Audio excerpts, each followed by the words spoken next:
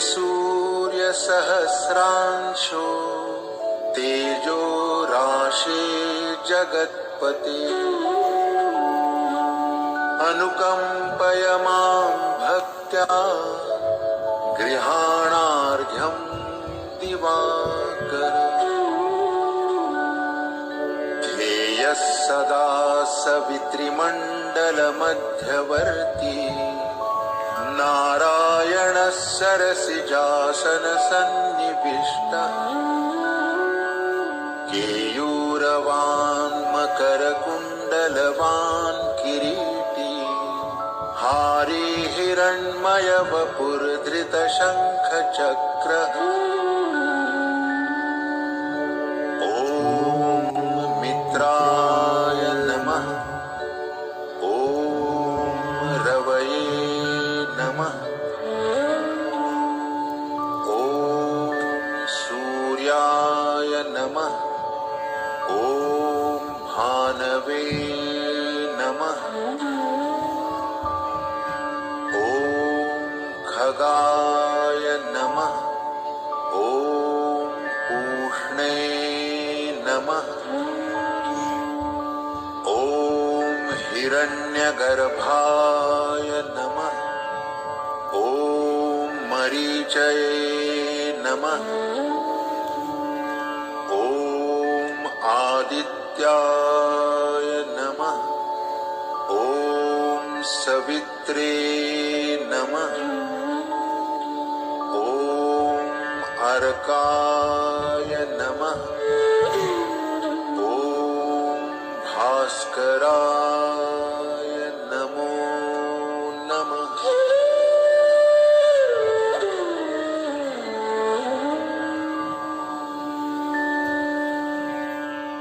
उत्तान मंडूकासन। इस आसन में शरीर की स्थिति ऊर्ध्वमुखी मेंढक जैसी हो जाती है। वज्रासन में बैठ जाएं।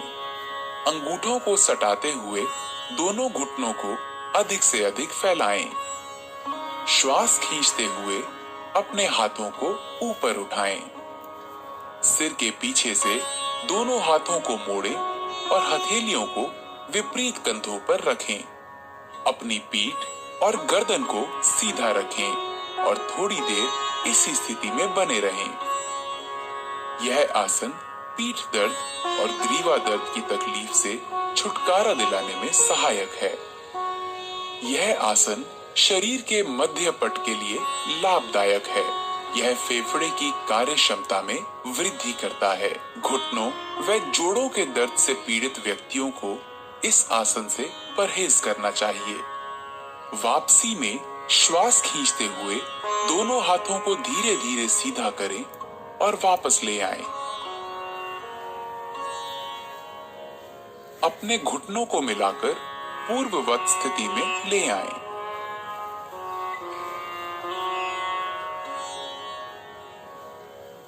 वक्रासन। वक्र का अर्थ है टेढ़ा या मुड़ा हुआ।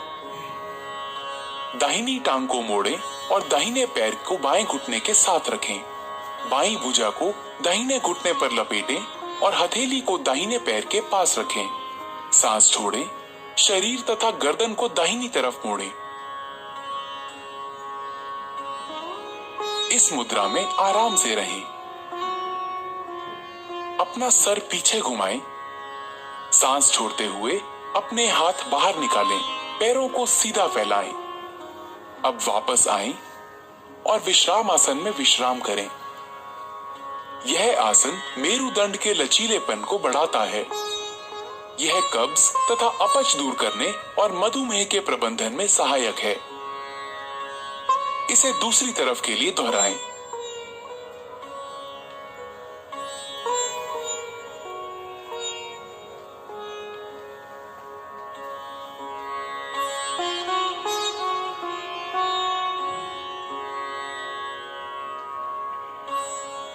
अपना सिर पीछे घुमाएं।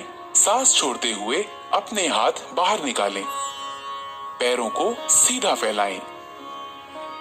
अब वापस आएं और विश्राम आसन में विश्राम करें।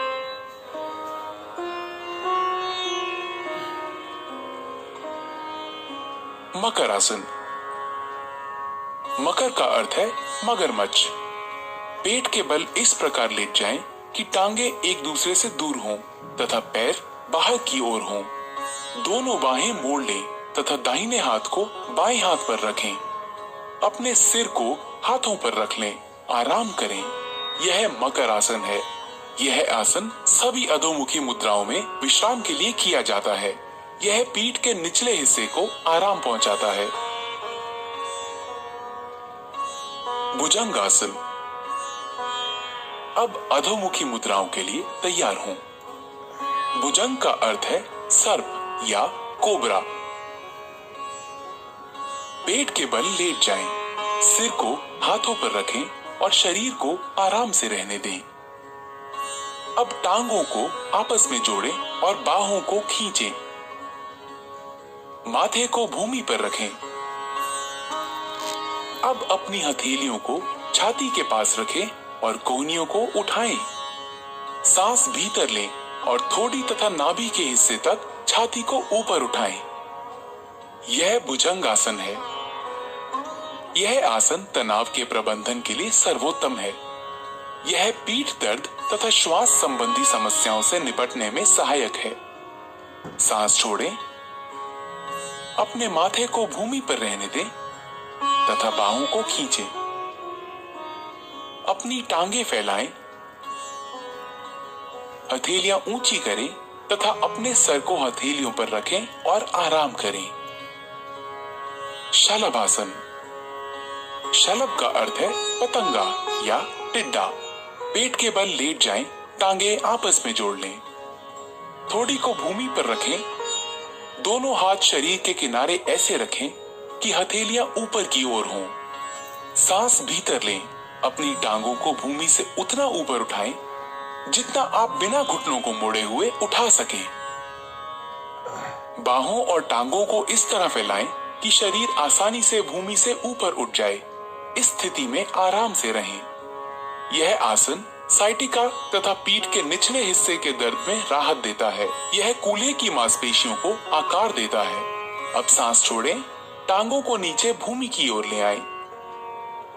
अपनी बाहें निकालें और भूमि पर विश्राम करें। हृदय रोगियों को यह मुद्रा नहीं करनी चाहिए। सेतु बंधासन। ऊर्ध्वमुखी या पीठ के बल लेटकर की जाने वाली मुद्राओं की ओर। सेतु बंध का अर्थ है पुल बनाना। टांगों को आपस में जोड़ें, बाहों को शरीर के किनारे रखें। दोनों टांगों को घुटनों पर मोड़ें और एड़ियों को नितंबों के पास ले जाएं। दोनों एड़ियों को कसकर पकड़ें। सांस भीतर लें। धीरे धीरे नितंबों तथा धड़ को पुल बनाने के लिए उतना ऊंचा उठाएं जितना आप उठा सकते हैं। आराम से रहें। यही अंतिम मुद्रा है। यह आसन अवसाद तथा व्यग्रता से मुक्ति देता है। ये पीठ के निचले हिस्से की मांसपेशियों को मजबूत बनाता है। अब सांस छोड़ें, धीरे धीरे मूल स्थिति में आएं और विश्राम करें। पीठ के बल लेट जाएं। कृपया ध्यान रखें, गर्भावस्था के बाद की तिमाहियों वाली महिलाएं इस आसन का प्रयोग ना करें। उत्तान पादासन। इस आसन में पीठ के बल लेटकर पैरों को ऊपर उठाया जाता है। इसी कारण इस आसन का नामकरण उत्तान पाद आसन हुआ है। जमीन पर आराम से पीठ के बल लेट जाएं। पैरों की स्थिति सीधी हो और हाथों को बगल में रखें। श्वास लेते हुए घुटनों को बिना मोड़े धीरे धीरे अपने दोनों पैरों को ऊपर उठाएं और 30 डिग्री का कोण बनाएं। सामान्य रूप से श्वास प्रश्वास करते हुए इस अवस्था में कुछ देर बने रहें। श्वास छोड़ते हुए धीरे धीरे अपने दोनों पैरों को नीचे लाएं और जमीन पर रखें।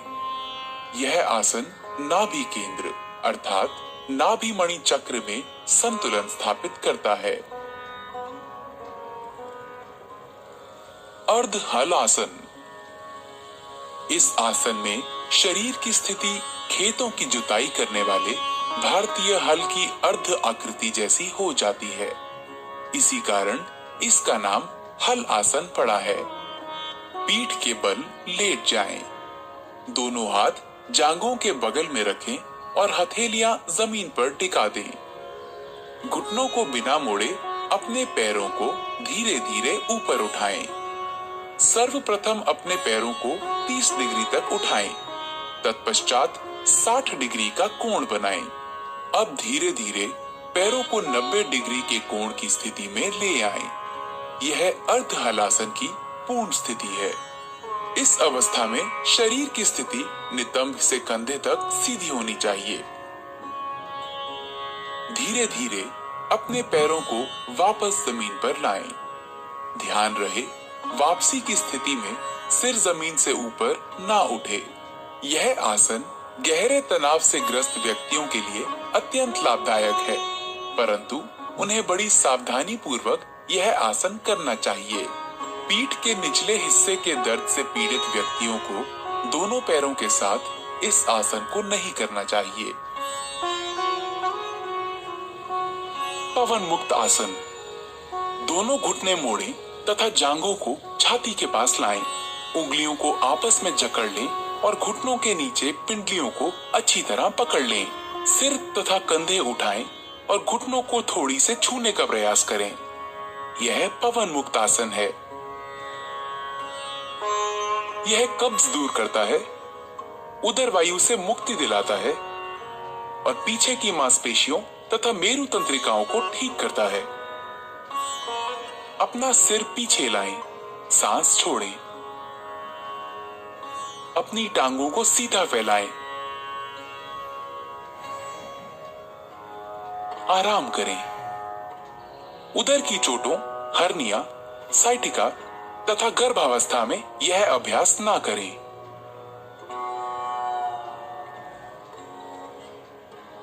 शवासन। शव का अर्थ है मृत शरीर। यह आसन संपूर्ण विश्राम के लिए किया जाता है। अपनी भुजाओं और टांगों को फैलाकर आराम से पीठ के बल लेट जाएं। हथेलियां ऊपर की ओर हों। आंखें बंद कर लें। पूरे शरीर को जागृत भाव से विश्राम दें। प्राकृतिक श्वास से परिचित हों। इसे लयबद्ध और धीमा होने दें। ताजगीपूर्ण और निश्चिंतता की अनुभूति होने तक इस अवस्था में रहें। यह आसन सभी प्रकार के तनावों से मुक्ति देता है और शरीर तथा मस्तिष्क दोनों को विश्राम देता है। यह तनाव तथा उसके परिणामों के प्रबंधन में बहुत सहायक है।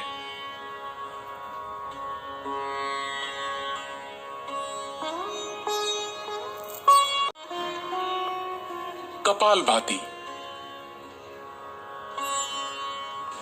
यह मस्तिष्क के अग्रभाग के श्वसन केंद्रों को उत्तेजित करता है। ध्यान की किसी भी मुद्रा में बैठ जाएं। आंखें बंद करें और पूरे शरीर को विश्राम दें। गहरी सांस भीतर लें, सीना फुलाएं। सांस को उदर की मांसपेशियों के बलशाली संकुचन से बाहर निकालें। शांत रूप से सांस भीतर लेना और सक्रिय रूप से बाहर निकालना जारी रखें।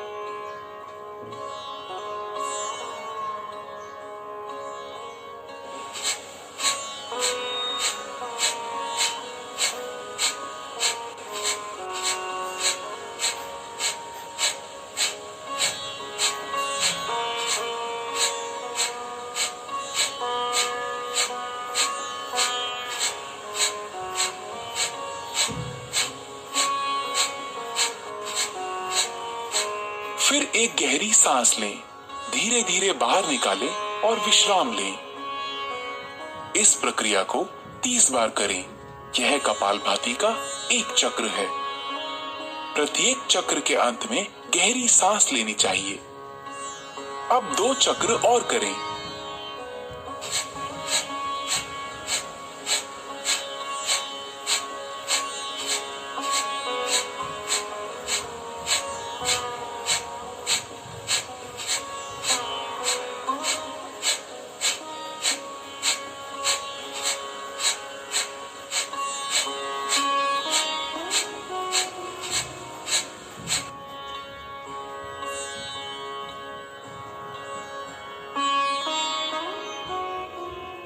कपालभाति सामने की वायु नलिकाओं को स्वच्छ करता है।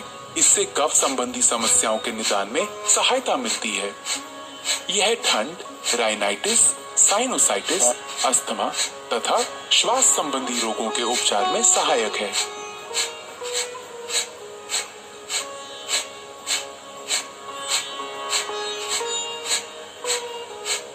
कृपया ध्यान रखें, हृदय संबंधी परेशानियों, उच्च रक्तचाप, चक्कर आना, माइग्रेन, स्ट्रोक, हर्निया तथा गैस्ट्रिक अल्सर होने पर इसका अभ्यास ना करें। प्राणायाम, नाड़ी शोधन या अनुलोम विलोम प्राणायाम। क्रमशः बाएं तथा दाएं नासिका छिद्रों से सांस लेना है। ध्यान की मुद्रा में बैठ जाएं। मेरुदंड सीधा रखें, सिर ऊंचा तथा आंखें बंद हों। शरीर को कुछ गहरी सांसें लेकर आराम की स्थिति में लाएं। बाईं हथेली को बाएं घुटने पर ज्ञान मुद्रा में रखें। दायां हाथ नासाग्र मुद्रा में होना चाहिए। दाएं अंगूठे को दाहिने नासिका छिद्र पर रखें। बाएं नासिका छिद्र से श्वास अंदर लें, फिर इसे बंद कर लें। दाहिने नासिका छिद्र से श्वास बाहर निकालें। अगली बार दाहिने नासिका छिद्र से सांस भीतर लें। दाहिना नासिका छिद्र बंद करें और बाएं नासिका छिद्र से श्वास बाहर निकालें। यह नाड़ी शोधन या अनुलोम विलोम प्राणायाम का एक चक्र है। 5 चक्र और पूरे करें।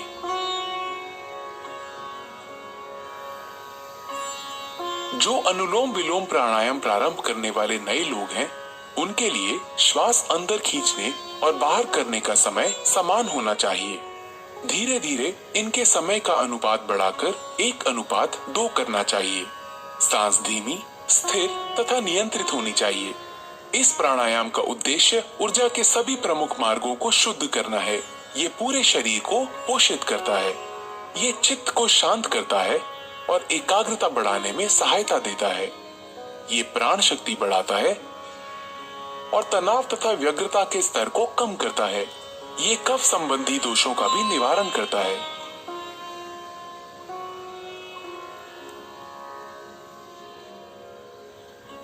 शीतली प्राणायाम। शीत का अर्थ है ठंडा। यह प्राणायाम साधक के चित्त को शांत करता है और मन की व्याग्रता को दूर करता है। शीतली प्राणायाम अपने नाम के अनुरूप शरीर और मन को शांति प्रदान करता है। पद्मासन अथवा किसी भी आरामदायक आसन में बैठ जाएं। अंजलि मुद्रा अथवा ज्ञान मुद्रा की अवस्था में अपने हाथों को घुटनों पर रख लें। जीभ को किनारों से मोड़कर ट्यूब की आकृति जैसा बना लें। इस ट्यूब नुमा जीभ से सांस लेते हुए जितना हो सके वायु को फेफड़ों में भरें और मुंह बंद कर लें और दोनों नासिका रंध्रों से धीरे धीरे श्वास छोड़ें। शीतली प्राणायाम रक्त को शुद्ध करता है। यह शरीर में शीतलता प्रदान करता है। उच्च रक्तचाप वाले व्यक्तियों के लिए यह विशेष लाभप्रद है। यह भूख और प्यास का शमन करता है। कफ और पित्त के कारण होने वाली अपच और अन्य व्याधियों को दूर करता है। यह त्वचा और नेत्र के लिए लाभदायक है। ठंड, कफ अथवा तुंडिका शोथ अर्थात टॉन्सिलाइटिस के मरीजों को यह प्राणायाम नहीं करना चाहिए।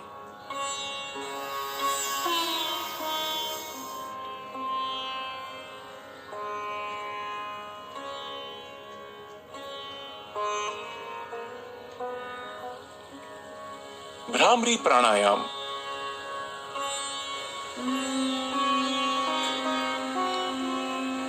भ्रमर भौरे को कहते हैं।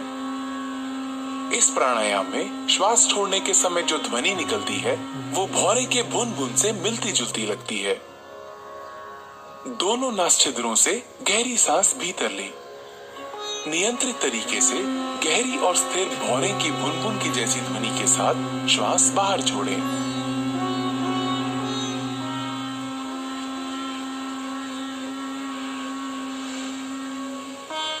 यह भ्रामरी प्राणायाम का एक चक्र है। 2 बार और दोहराएं।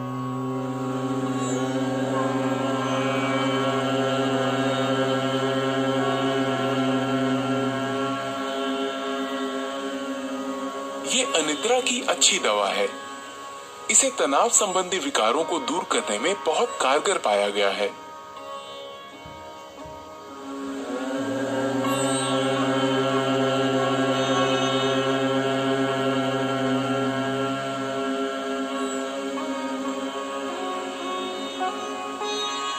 अब भ्रामरी को षण्मुखी मुद्रा में करें। अपने कानों को अंगूठों से बंद कर लें।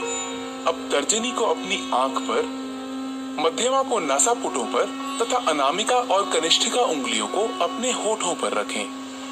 अपनी नाक खोलें और दोनों छिद्रों से श्वास भीतर लें। नियंत्रित गति से धीरे धीरे भौरे की बुनबुन सी आवाज करते हुए श्वास छोड़ें।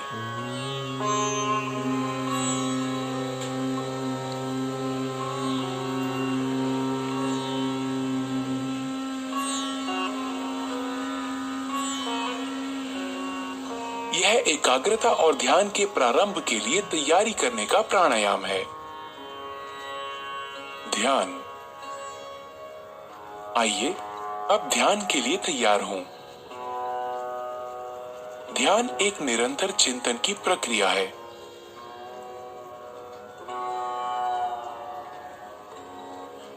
ध्यान की किसी भी मुद्रा में बैठें। अपने मेरुदंड को आरामदायक स्थिति में सीधा रखें। ज्ञान मुद्रा ग्रहण करें। अपनी हथेलियों को जांघों पर ऊपर की तरफ को रखें। भुजाएं और कंधे ढीले और आराम की स्थिति में होने चाहिए। अपनी आंखें बंद कर लें और चेहरे को हल्का सा ऊपर उठाकर बैठ जाएं। आपको एकाग्र होने की आवश्यकता नहीं है, वरन केवल अपनी दोनों भौहों के बीच हल्का ध्यान दें और अपनी सांसों के प्रति जागरूक हों। ध्यान मस्तिष्क को शांत और आनंदमय रखता है।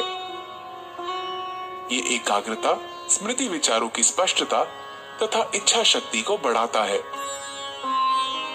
ये पूरे शरीर और मस्तिष्क को सही तरह से आराम देकर उसे पुनः चैतन्य कर देता है। ये सकारात्मक भाव जगाने में सहायक है।